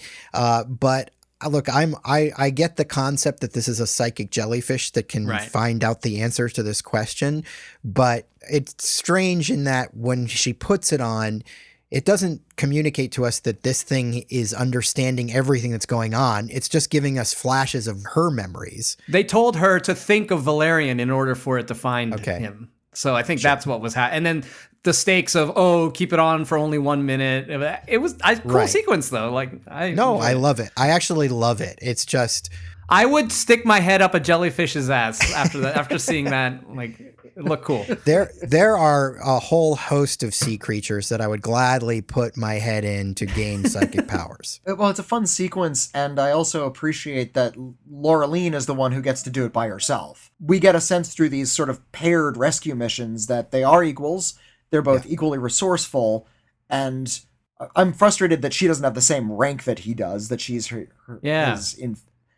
soldierly inferior, even though she's clearly as capable as he is. And not on the marquee. And her name isn't on the marquee. But I appreciate that, at least in the movie, they're treated as people who are not only equally resourceful, but they both get the exciting rescue mission portion of the movie. Right. And I'm more happy when I'm with Laureline, honestly. This whole segment of the movie, I'm enjoying more than the one that follows. My friend had commented that, he hated Dane DeHaan's character so much that when she started to like him, he started to not like her because he was like, why are you falling for this douche? He's terrible. And I felt the same way watching it. You're just like, what? No, he's a jerk.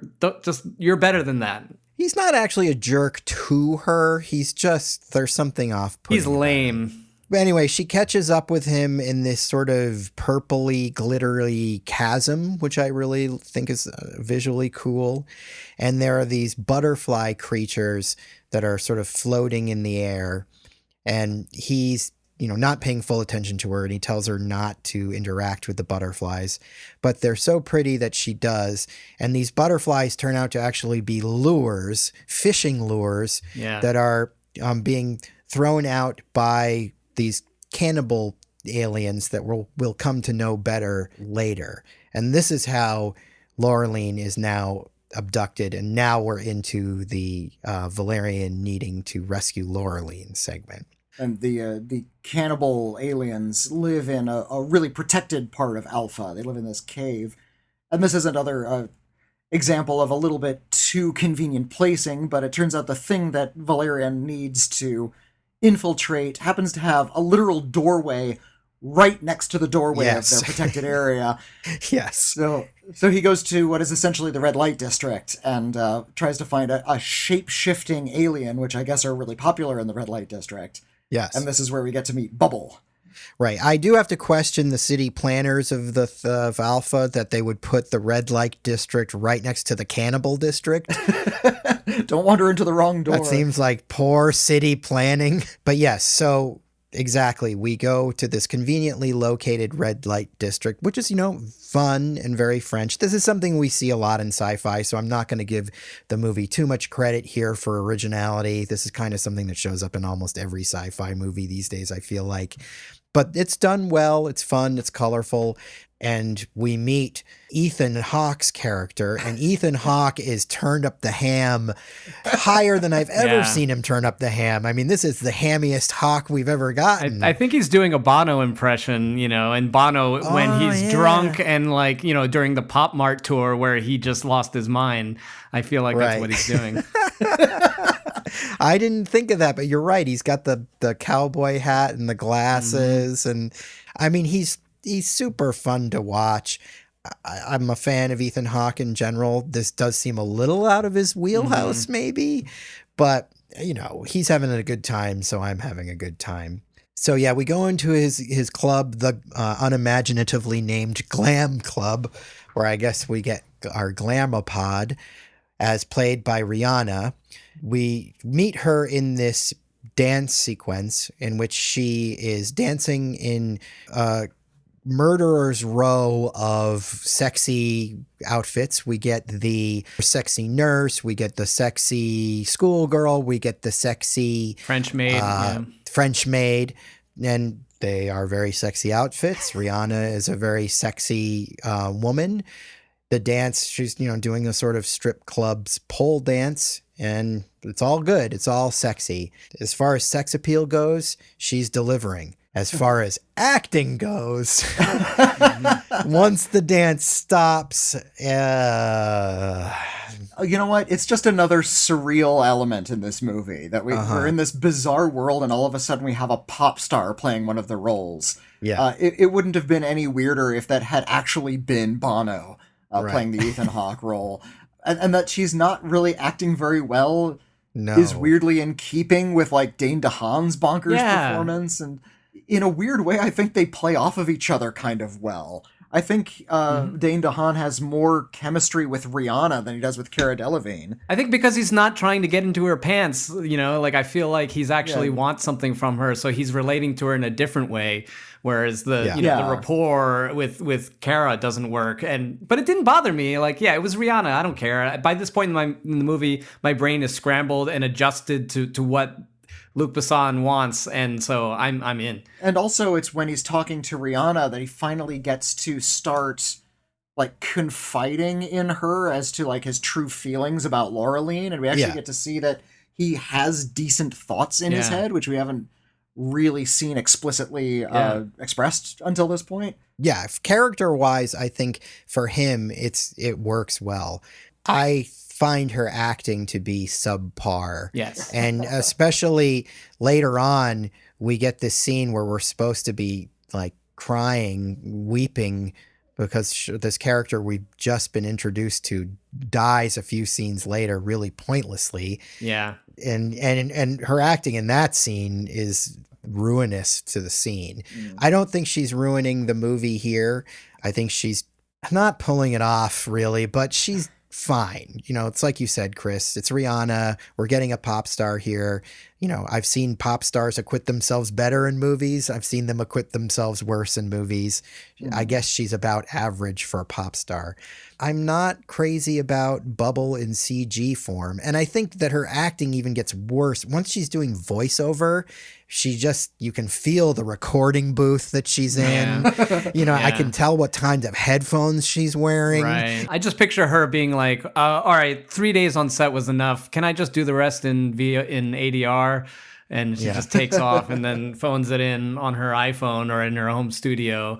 And it is kind of a repeat where like, she gloms onto him, whereas like, the jellyfish, it is almost kind of the same thing as happening to him, but not quite as cool. So I'm not a huge fan of the bubble. I think the concept is cool that he could change into something else, but it is a little bit too similar to the other thing. No, I think the concept is actually clever because he needs her to basically be a disguise where he can disguise himself as one of these cannibal aliens. But unfortunately, once she's on him, then he becomes at one point he becomes Ethan Hawke, and he morphs into different characters or whatever.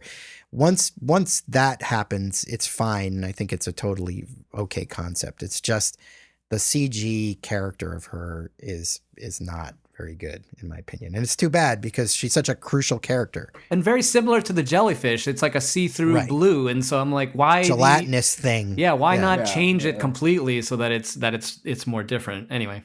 I know I'm the one to leap to defense, but no, it's bad design. It's this kind of like blobby jellyfish that doesn't move in an interesting sort of way. They didn't put a lot of creativity into that. And I understand they have to give a space alien that looks like it could be anything, so it does have to be like that's why they chose it to be kind of liquidy and gelatinous looking. Of course, there are more creative ways to do that. Plus, this is something I saw marked down on your tally, another Star Trek reference, on the show Deep Space Nine. There's a character who's a shape changer in that show. Mm-hmm. And when we see him in his natural state, he's just like this amber liquid. So it just sort of said, oh, well, it's like the amber liquid I've seen on Deep Space Nine 20 years earlier, but not as interesting. And also it's wearing lipstick, so it looks like Ms. Pac-Man. It's just not, it's not a good design. It did give us the chance to see, the cannibal aliens actually fight, when he's a cannibal alien. I enjoyed the mechanics of like, seeing this gangly alien have to fight another gangly alien. And I thought that was actually more interesting than seeing Dane DeHaan in human form fight it. You know, you're just like, whatever. But when the aliens were fighting, that was interesting to me. Well, and let's get to that sequence because it's right out of like a 1930s serial in a way, because what's being set up here is Laureline has been captured by these cannibal aliens, and they're basically grooming her to be eaten. But the way the cannibal aliens eat people is kind of through fashion or something, because Laureline is given this wide-brimmed white hat that looks like something, you know, you'd see on a Vogue runway. But as she's sort of being led up in this procession to the leader of the cannibal tribe, she's going to have her head eaten off through the hat. So I'm going to bring it up. Cannibal aliens, are they offensive? Whitney. Well, again, this is another thing we're seeing leak down through these old colonialist action films from the 1930s. Yes. At least they don't have like bones through their noses or anything like that. They're not like going full bore racist imagery. Yeah. We're getting a little close though. What I'm more concerned with is we're in this universe where there's like hundreds of sentient species living together on the same planet, but some of these species eat others. Like, what's the ethic of allowing this society to live on Alpha when you know they're going to start eating other Noah's people? Ark, you know, I mean, do you ask the same question? Yeah. But so are they cannibals? Because it seems like they're just bringing any kind of food to them. I mean, like, you know... Yeah, maybe they're not technically cannibals because they're not eating each other. Yeah, exactly. I thought they were just eating, they were just bored. Like the king wanted to eat the freshest, rarest food that he could get. And Cara's head and eyebrows are probably the coolest thing. So I was like, why don't I eat that? Those eyebrows are a feast unto themselves. Yes. It's true. Stunning. Yeah. And dazzling. You just want to curl up inside of them and make a home. Yeah, I mean, you know, we don't need to know too much about the species, I guess. It's just basically a setup for a cute action sequence. But yeah, it's not terribly well explained. But Valerian arrives just in time, but as disguised as one of these creatures. And as Chris mentioned, they have this sort of sword fight scene. I have to say at this point, as diverting as this sequence is, I'm kind of at this point getting a little tired of things. Like, I want the plot to move along. This feels like one more kind of diversion. I don't know if the movie really needed this. No, I agree. This is like when they finally get to the plot, it's going to take a little bit more to get the audience involved. And there's some certain parts where, I mean, they can't just be introducing us to new dazzling things throughout the entire movie. At some point, we have to just sort of get back to business. Like you said, like kind of settle in. And yes. Like the last interesting thing we get, and the last interesting notion we get is we know that Clive Owen is up to something shady, and we know he's out to prove it because all of a sudden he has, for the first time in this movie, lethal weapons. Yeah. In the form of these like weird looking Cylon robot things. Yeah, they're cool. Yes. Yeah, and they're really cool looking, but yeah, they're out to actually kill. So we know something is up, and we're getting closer and closer to finding out what is in this like blank spot on Alpha's map, and of course the pearls of Mule are hanging out there. Yeah. And we can kind of just take a hop, skip, and a jump forward to the actual exposition dump that explains the plot. Yeah. So yeah, there's a few gears that do have to turn in this movie. So this is the point where we put away some of the fanciful rescue stuff and just turn the gears for a few minutes while we get to Sebastian, in the defense of that scene, I feel like I was happy that when they're all charging each other and you're expecting another 15-minute scene of them just, you know, slaughtering aliens, it ends quickly with them just jumping and escaping. So at the very least, that scene is not as long as I was dreading. No, it's not belabored. Like, yeah. I was very happy to see it over and done with them escaping.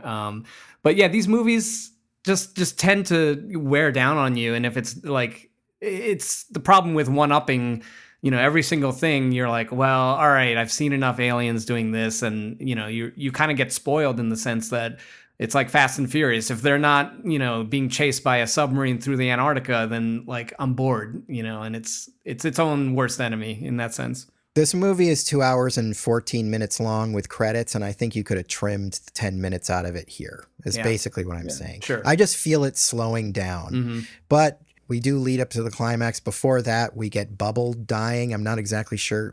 They fall down a chute or something, and she just dies. You can see the aliens like stabbing her on the way down, and then. But I think it might have just been a whole thing where like, oh, we can't get Rihanna anymore. Like, yeah, just have her die, and you know. Yeah. So they find the secret sector or wherever where the mule are. This is when we basically learn that Valerian has the princess's spirit in him.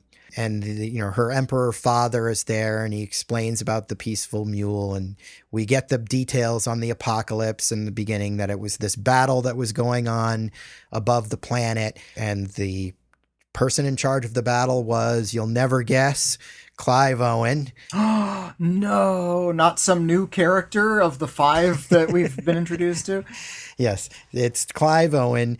And he's been told by one of his men that the life forms below are intelligent and sentient, but he's like, no, they're savages. I want to win this fight, so we're going to kill him.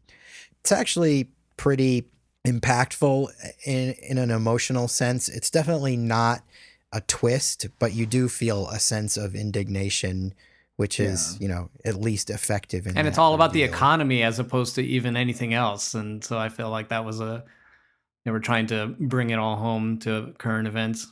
Yeah. Well, and he stands in contrast to our lead characters who have never behaved in sort of a like they've said petty things in a joking way, but they've never actually displayed any kind of like pettiness or greed or violence themselves. Mm-hmm. Yeah. And here we have a character who is very petty and is trying to cover up his crimes and is very greedy and is very violent.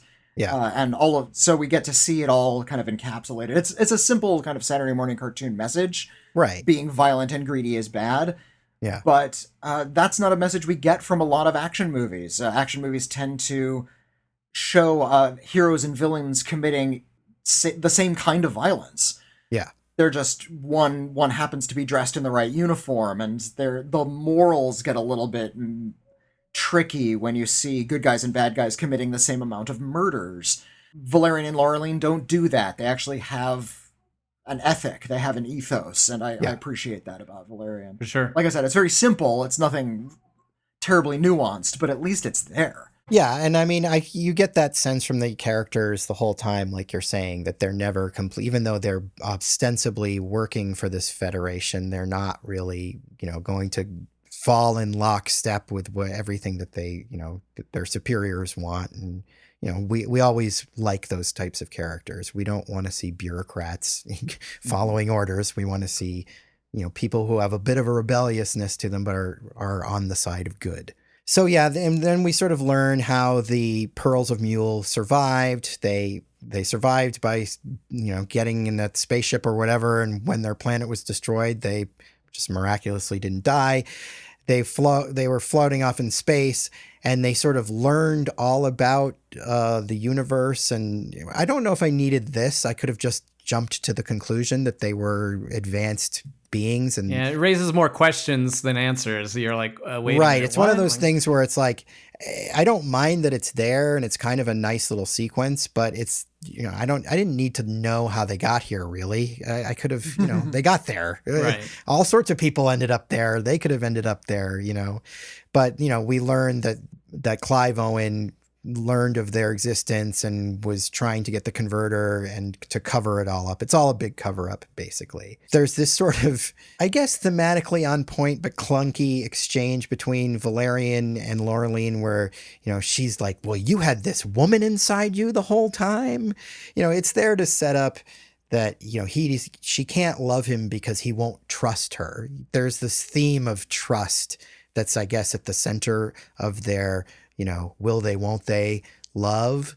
I don't know if it fully thematically fits in super tight. The theme of trust isn't explored that much other than just dialogue. I feel like because the two characters aren't given a lot of scenarios where they're working together and he does something that isn't entirely trustworthy that like might put her in danger or she feels like she's in danger.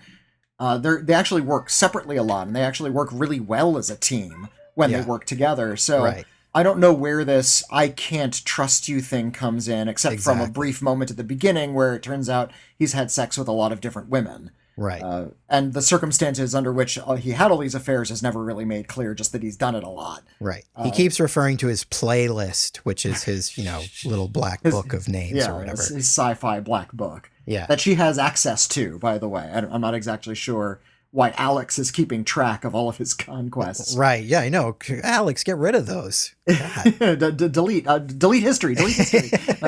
I guess it's just they're trying to say that the princess alien was living in him and knows all his subconscious thoughts and knows that he's deep down a good person, regardless of how he's behaved, right? I mean, that's, I guess, the underlying point of the whole thing is that he was chosen because he is inherently good, even though he doesn't express it the entire movie. But that's the payoff, saying, like, yes, you can trust him because this alien chose him to be the vessel out of everybody in the universe. But it's also sort of clunkily tied to this thing where Laureline wants Valerian to give the converter to the pearls of Mule, but he's like, no, I can't give them the converter. Against the order. Do the right thing versus orders, yes.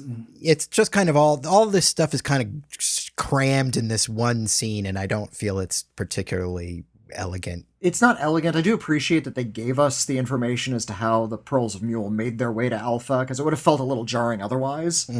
You see the planet explode, and you're like, "How did?" Yeah, it's like, and all of a sudden they're on Alpha. Like that would have felt like a plot hole. So I'm actually glad they sort of filled it in. It's in a clunky way, but at least they gave us the information. Yeah, when Clive Owen, I think, is just good enough an actor to sell the fact that he actually believes in these petty things, and he needs to cover these things up. And this is about making all of these economic things persist, and now is the time to start repairing the damage we did to the Native Americans in America. Oh, wait, shoot. I'm reading maybe too much into it. It's a French movie.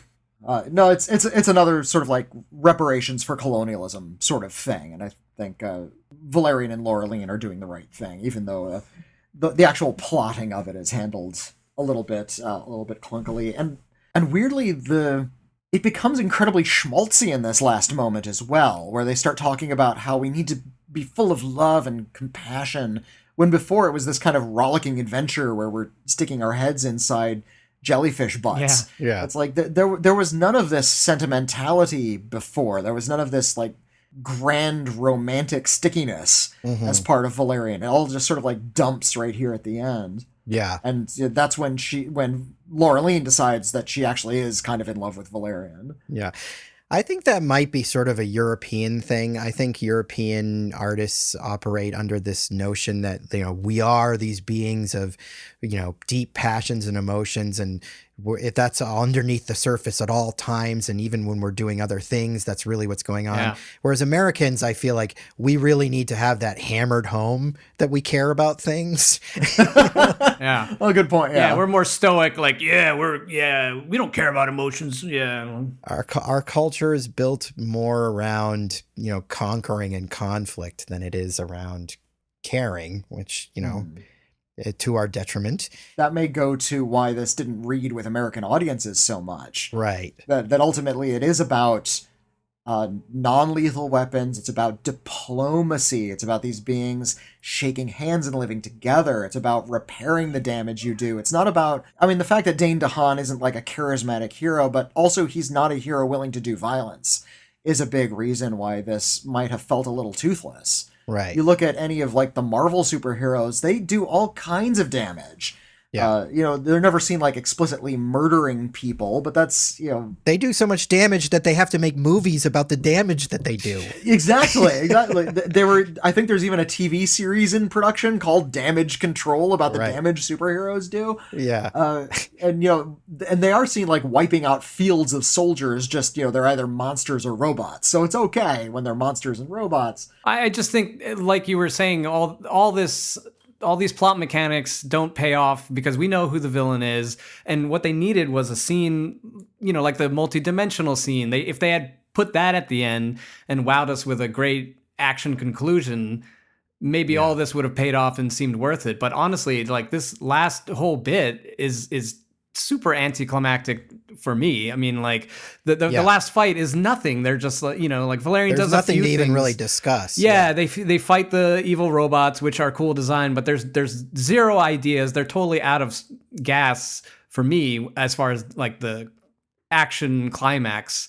So once they get into all this exposition and the character stuff, I'm still waiting for like, well, where's that last hooray, action scene? And I feel like that kind of fails at this part of the movie. It's so forgettable that while I was watching it last night, taking notes, I couldn't remember exactly what happened. Exactly. And then I had in my notes, I have in my notes, big pew pew climax, Mm-hmm. and then, but then I kept waiting for it to happen. Like it's getting set up, but then Clive Owen triggers the kill bots and blah, blah, blah. And it eventually, there's a standoff in front of the sector.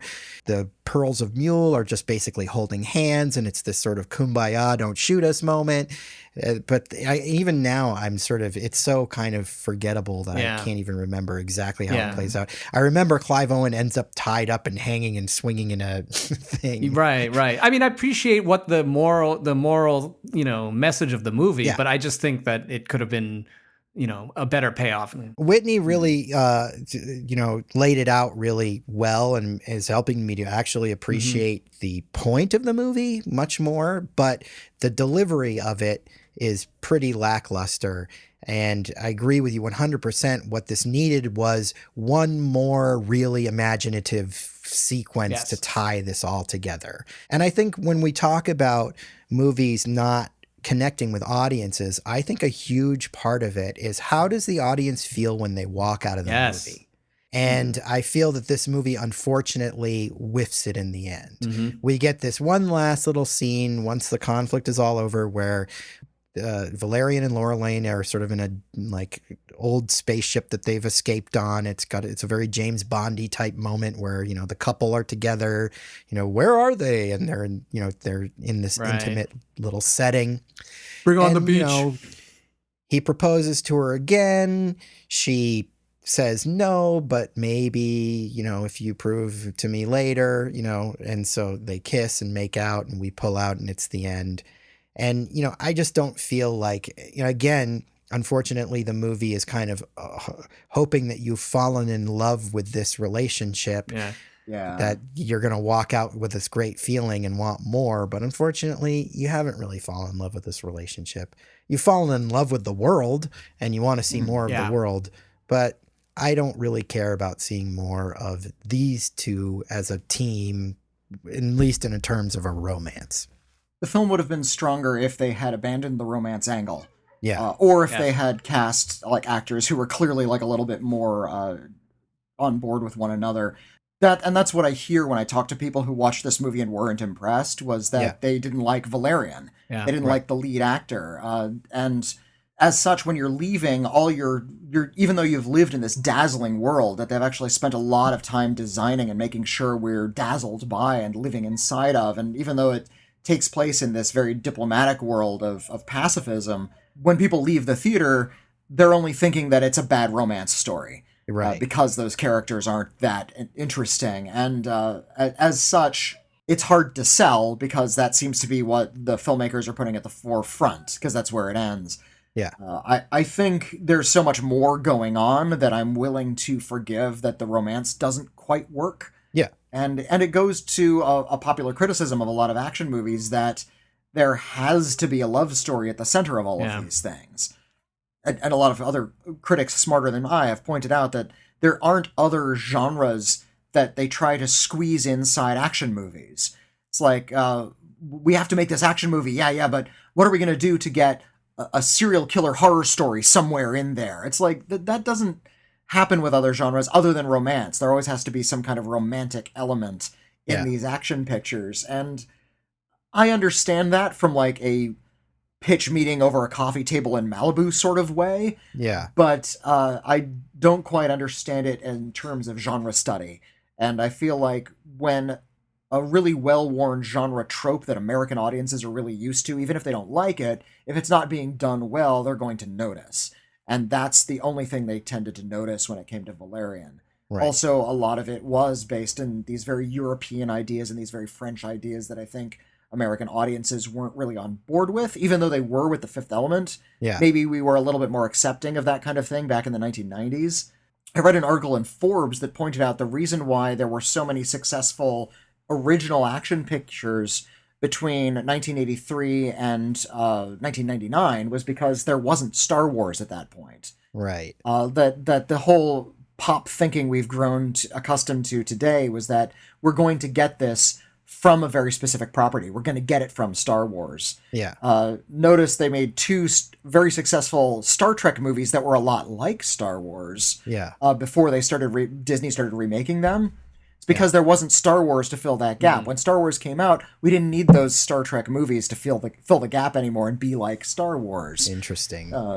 And when people started noticing that, like the Marvel formula, which was to take a previous genre and do the superhero version of it.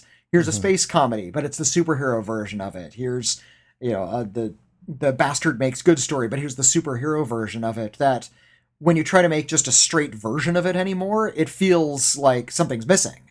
Yeah. It's like, well, okay, this is good, but where's like that genre franchise familiarity that you've been selling this thing on? Right. And so when something like Valerian comes along, the thing that inspired Star Wars, it feels like it's not bringing anything new to the table any longer. It's just a big, exciting, rousing space epic without a twist. And I would argue that the twist is that it's European, and B, it's so visually dazzling that it actually outstrips a lot of the things you could compare it to. But because there's no gimmick, there's no like franchise gimmick behind it to draw audiences in, they're not going to come see it. If you had called this Star Wars, like the distant future of Star Wars, and you said that Valerian was a Jedi, people would have been all over this thing. Right. Because they have something to like get their hooks into. Yeah. But because it, deigned to DeHaan do something without that pop twist, it was rejected. Anyway, that's my 2 cents. I know they were beholden to the comic book in the sense that the romance was central in the comic, right? I mean, they always had a rapport. So, I mean, they just needed to just make it work or minimize it, because I see why, it's inherent to the property. So they wanted to have that. But really just, I think the miscasting of the stars, and honestly, from a butts in seat viewpoint, Dane DeHaan is no Bruce Willis. I think if they had gotten a bigger draw, maybe more people would have seen it, and then the word of mouth would have been okay, because everyone said, "Hey, that Bruce Willis movie's out again, and it's great." And also just the lack of an imaginative ending really hurt it. But if you look, I feel like it did okay worldwide, though, right? I feel like this is a bomb in the States, but did it bomb quite as bad everywhere else? I am not sure about the numbers. I'm pretty sure the numbers weren't that impressive. Right. Especially in the state, like this was like a $300 million production. It was enormous, and I think it came in like 7th at the box office its opening weekend in America. Right, in America for sure. It made like $17 million or something in America. I think ultimately it did kind of make up its money, but this thing needed to be $1 billion hit in order to justify its existence. Europa Pictures shuttered because of this movie. Oh, that's too bad. Everybody had a lot of hope for this thing, and it just tore everything asunder. Yeah. It was really a problem. I want to be that guy who believes that that something can be made sometime that's not based on one of these mega franchises that can break through to an audience in a big way and hit big. It's a hard belief to hold because this seems to be proven wrong again and again and again. I mean, I also think that you have to come at these things maybe not with $300 million productions and expect maybe a little less of return. But I mean, I think you have to build franchises basically, but I do feel that this movie the main problem. I don't think it was ever going to be a $1 billion club movie, unfortunately, because it doesn't have that franchise element. But I do think that had this had a really great chemistry between the leads, I think it could have done better, because I think the word of mouth on it would have been pretty good. Yeah. I thought the trailers and the marketing were decent. Not as good as it could have been, but I saw the trailer of this in front of a lot of movies, and I definitely wanted to see it because I'm a fan of this kind of science fiction. I think that the potential was there for it to at least been the kind of hit that could have possibly generated a sequel down the road that maybe would have generated more interest and whatnot. But I think, unfortunately, with Dane DeHaan specifically, I really kind of think it's Dane. I hate to just lay it all on him, but I think if you had put a more charming, like a with a Chris Pine and Cara Delevigne, I think that would have been fine. You know what I mean? Like if he had, awesome. I don't think she sinks it, because I think she could have been paired with somebody. Nobody cared about Gal Gadot until, Wonder Woman, and then they really smartly paired her with Chris Pine, and everybody loved that chemistry. I think something similarly could have happened here. Yeah, unfortunately, I wish it had done well. Yeah, it's a deep shame. It's like there's no other movies quite like it. Like that in The Fifth Element, I struggle to think of something that's at that level and is that creative and has the same visuals panache. It's really difficult. So I'm very happy that it exists, because it is very unique. It's a Blu-ray that is, or even a 4K that's well worth owning just for the visuals alone. Yes. Yeah. And I encourage you to watch it in a language other than English, because it does play better that way. Anyway, you guys have any last things to say about Valerian? I've said my piece, and I will go into the world still with love in my heart for Valerian, because I do really dig this movie. I also dig this movie, and I think, Chris, you dig it as well. All right, guys. Well, I'm going to, go find a psychic jellyfish to put on my head and, learn all about the universe. Sounds good. Thanks for joining me. Of course. Thank you for having us.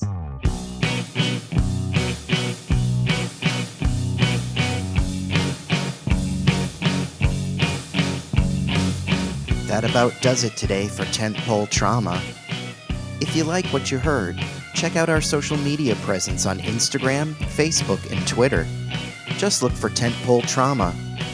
That was easy, wasn't it? If you like us, hit subscribe and leave us a sterling review on iTunes, if you dare. If you really like us, head over to patreon.com and get involved in one of our fabulous tiers. You'll be glad you did. Want to communicate with Tentpole Trauma? Send an email to tentpoletrauma@gmail.com. We'd love to hear from you. And who knows, one day you may even get your email read on one of our shows. Well, thanks for listening, and we'll see you real soon.